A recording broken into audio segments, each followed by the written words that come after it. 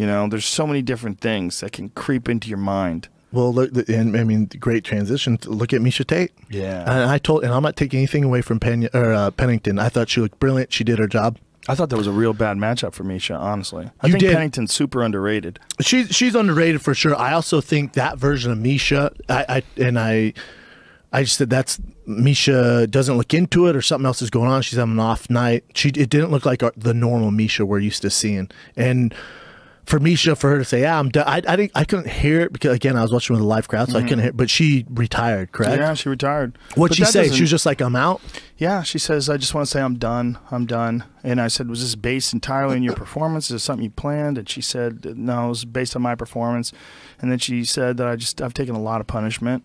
And that's fair, man. That's fair for sure. And she's also, to me, she's someone you want your daughters to look up to. Like, she's such a great face for women's MMA. Just because obviously she's a beautiful young lady, probably the best looking one in the UFC. But she speaks very well. She has the skills. You're talking about a lady who, if you would have told her she'd been champ in the UFC, you know, after you've seen her fights with Ronda and these other fights, I'm sure she'd be like, "You're full of shit."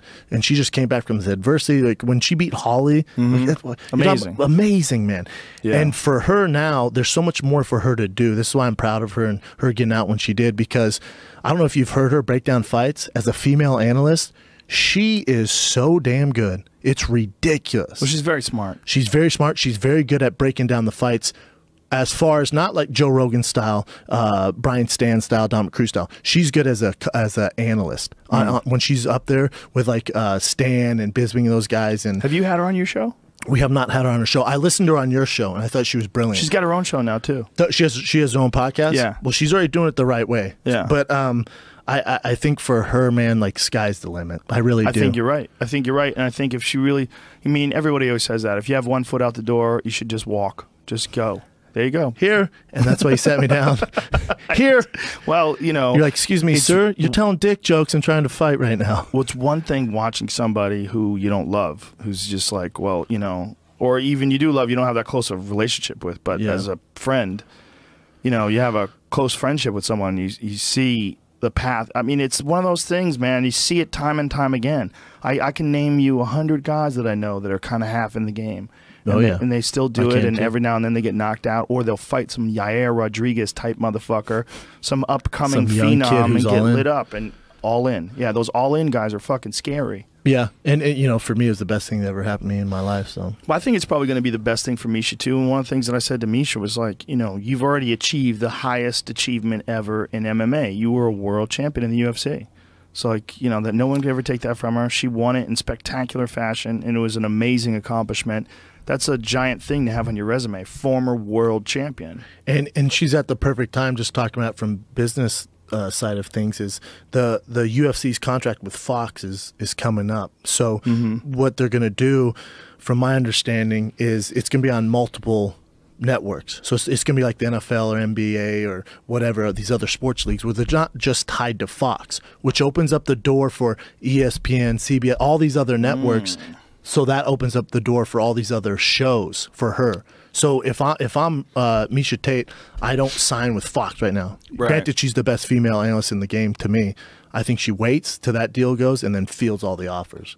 And she has the time to do it. She might, or UFC might offer her some sort of an in-house gig. You know, who knows? I could see that happening. I'm saying don't do that. Don't do that for her. If I'm her manager, don't do that. Let them play the negotiating game, and she has so many talents, and no one's coming along like her who speaks or looks like her. Yeah, isn't that happening with you guys? Isn't there a network issue? Yes, there is a network issue. Some sort of an issue with you guys being on Fox? Yeah. Well, for us, it's just Brian goes, "Don't talk about that on Rogan." And before I'm like, we got to talk about it. Yeah, and you know me, I'm an open book, man. I'm like, do what? You don't have to talk about it if you don't want to. No, I know. We always talk about it. For me, it's just you know, I'm always in the understanding of we don't need anybody. And you've always said that. And I think the Fire and the Kid fan base and what we've achieved has literally nothing to do with Fox. You know, they gave us a studio, and I'm grateful for that stuff, but we would be here with or without them. You know, the studio's not that big a deal. You just rent office space. A lot of guys, we all know people that do it. Tom and Christina do it. Joey Diaz does it. I do it. A lot of people do it. They just rent space. Correct. It's not hard to do. No, and you know, our biggest issue would be finding a good producer to help us, like a young Jamie. All you would have to do is put out the ad, throw the bat signal up online. I'm sure this. Well, here's the bat signal. Yeah, here's your bat signal. Yeah, holla at Brendan Schaub we're on looking Twitter. for one. Yeah, I mean, if you find someone who knows how to handle the internet side of things, and I'm sure Jamie can help them. Yeah. What's going on today that's really interesting in podcasting, and we've kind of talked about this before, but is that the real network is the organic network between friends. Correct. It's between all of us, between Joey and Bill Burr and Bert Kreischer and Tom Segura. We're all just a bunch of friends, and we talk about each other, and we have each other on, and everybody finds out about each other from each other, and we retweet each other and re-Instagram each other and support each other, and that's like a real network where there's no like deals going on. There's no paper signed. And then everybody's sort of benefiting from it equally. Everybody gets something out of it, you know? That's a real network. This other thing is a weird business where non-creative people capitalize on the work of creative people, and they provide you with what? A series of walls and an internet connection? Oh, thank you. You definitely should get half the money. You out of your fucking mind? Yeah, that's exactly what I said. It's just a different age now that we're going into, and we're in a good spot. That's a good thing. We're in a good spot, and we have offers from all these other networks and stuff like that. So, well, that's all good in the hood. The most important thing is just you guys love what you do, and the show's fun. And that's the biggest thing. Yeah, and then people are going to still enjoy it. So it's almost like think about it as little as you can, I guess. You know? Oh, for me, I see it as an opportunity. Like when we were discussing it today, I was excited. I'm like, oh yes. We can kind of get our Joe Rogan on now. Yeah, you got to do that for sure. A lot of guys have done, you know, my friend Dave Rubin, who was on last week, he had a similar situation. He was with one network, he left that, he went with another network, and he was like, what the fuck am I doing? And I told him, I'm like, dude, just be free, just get out there. Well, I think what people don't realize is like all the guests, the marketing, the merchandise, like I've hired our own booker. We've had our own publicist. Like it's all in house. It's all whatever I want to do with it. Like we literally just show up to the studio. Yeah, I can't imagine how they thought that they'd get 50% of that. It seems insane. So crazy. It's insane.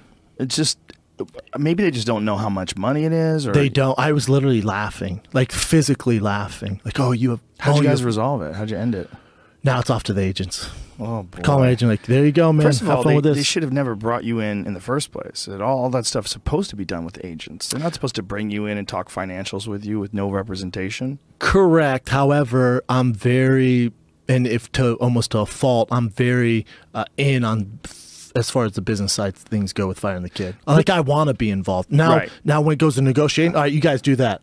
Yeah. Now, if you want to change the logo from a maroon to an orange, you better fucking go over it with me. If you do something without me knowing, then we have issues. Do they think they can do that kind of shit, though? Do you think that they would start doing that if they... They did it once, and I was like, what? What did they do? They changed something. It was some logo, or they tweeted something out that I didn't approve. And, you know, you can call me a control freak, but... So this is like the network did that? Fox did that? Yeah. Well, they have certain people run the accounts, you know? So they just decided that they were going to do that? I'm like, oh, what are you doing, man?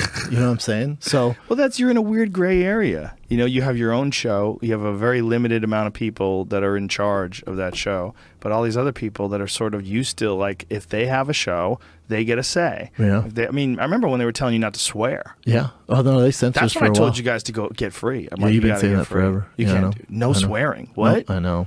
It makes the audience like almost you think they're stupid or they can't handle the swear words. Well, people are getting upset. It takes away everything that's great about the internet. What's great about the internet is you could be yourself.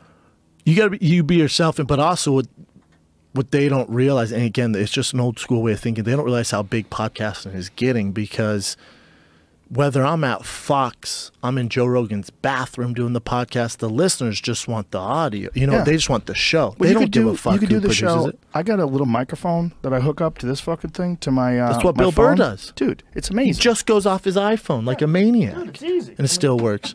Mark Maron does that at his garage, for God's sakes. That's the president in his garage. Yeah. Well, he's actually got a pretty sweet setup. No, he really does, but you get the point. Yeah. I'm going to try to find this shit in here. I'm going to show you what this thing is. Yeah, it's just a different kind of day and age of media, and we're in a good spot, man, so I'm happy. Yeah, I just don't think that I'll find it later. But anyway, it's a microphone Talking that about- sits in here and has a built-in little tripod on it. So I think it's called an Apogee or something like that. Here. You ever used the Zoom mic? Yeah, those are good. Yeah, Brian and I started a Zoom mic in his garage. Yeah.